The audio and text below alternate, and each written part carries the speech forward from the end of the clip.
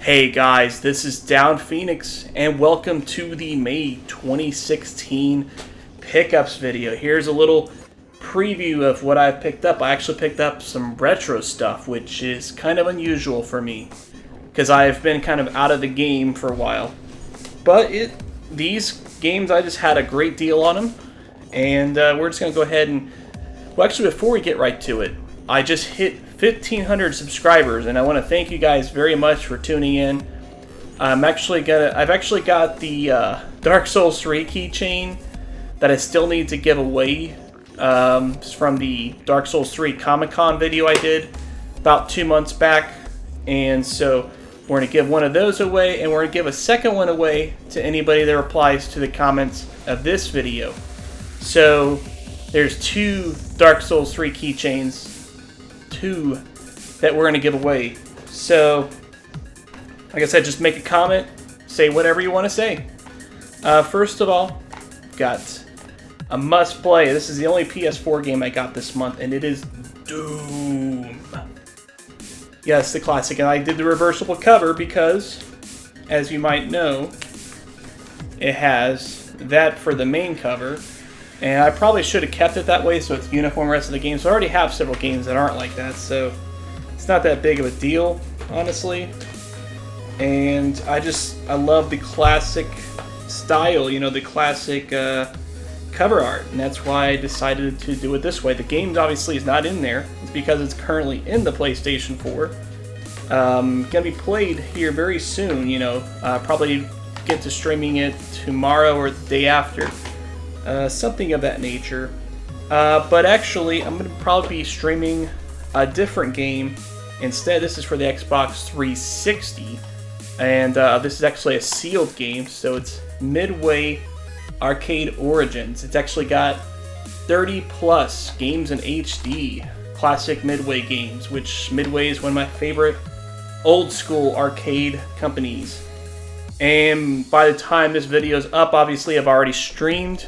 So if you missed out on it, don't forget to check out the links in the description so you can subscribe to my YouTube gaming channel, so that way you'll be able to get notified whenever I'm streaming. So we're going to check this out. Actually going to go ahead and open it right now. Usually I don't like opening games unless I'm going to play them right then and there, and we're definitely going to play this tonight. So here we go, cracking the seal on this one. This game came out like 4 years ago, and you know, I'm just a sucker for classic compilation games, which is why I decided to pick this up.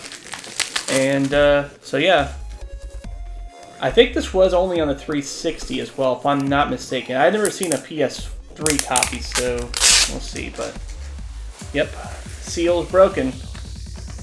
Can't undo it now. Fresh, brand new game with like no manual.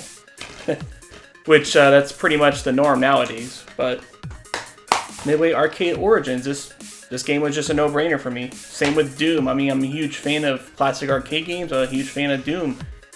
That's pretty much why I got those games, and Doom, by the way, is super awesome. It's one of my favorite games of this year so far. So if you're kind of thinking about getting a shooter game, I highly recommend it.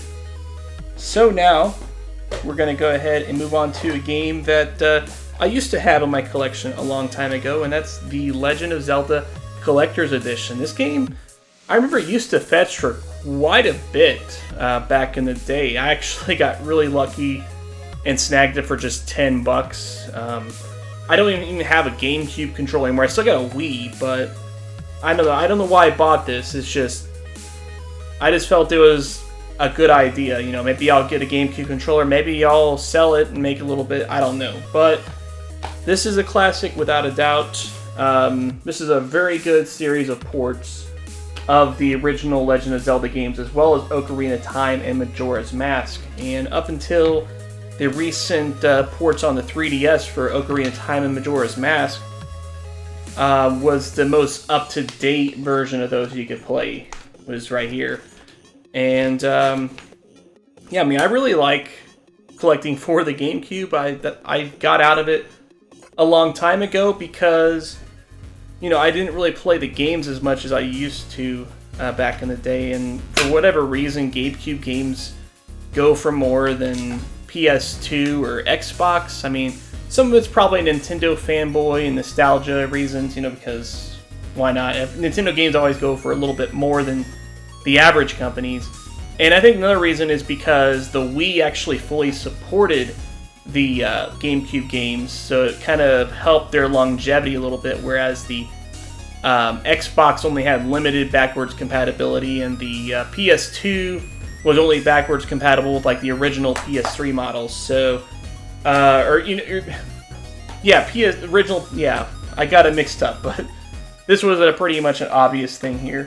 And to steal an idea from gaming through the decades, which, by the way, consider that a shout out. Don't forget to check his channel in the links below.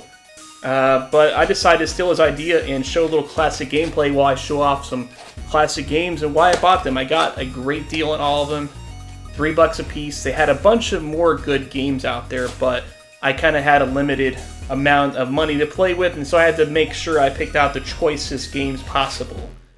So, we'll go ahead and start with Castlevania. I already have Castlevania 3 on the NES, and with this and the next game, I completed the Castlevania collection for the NES. I mean, Castlevania is one of the first games I ever remember playing on the NES. I mean, obviously, games like Mario Duck Hunt and Kung Fu, Excite Bike, those games were really early titles that, you know, I happened to play before Castlevania, but I think Castlevania is probably one of the first games I played while I was still pretty new.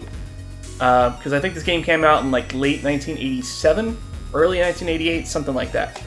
And I remember playing this game as a kid when I was like maybe 5 or 6 or whatever it was. You know, I guess I had them at 5 at the time. And yeah, this was just a fantastic arcade action game.